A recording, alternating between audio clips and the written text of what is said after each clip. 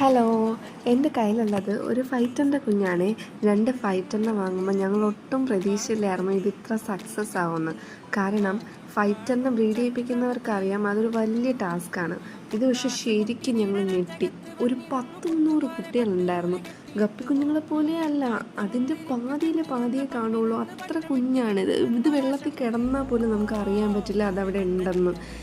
അത്ര കുഞ്ഞാണ്. ബട്ട് എന്ത് ചെയ്യാനാ, അൺഫോർച്ചുനേറ്റ്ലി ഒരെണ്ണം പോലും നമുക്ക് കിട്ടിയില്ല. 2 ദിവസം കഴിഞ്ഞപ്പോൾ എല്ലാം ചത്തുപോയി. ഞാൻ വീഡിയോ എടുക്കാനും വിട്ടുപോയി. ആ 300 എണ്ണത്തിൽ സർവൈവ് ചെയ്ത ഒരെണ്ണമാണ് ഈ കാണിക്കുന്നത്. ഇതും 2 ദിവസം കഴിഞ്ഞപ്പം ചത്തുപോയി. ഗപ്പീസിനെ കെയർ ചെയ്യുന്ന പോലെ അല്ല ശരിക്കും ഈ ഫൈറ്ററിനെ കെയർ ചെയ്യുന്നത്.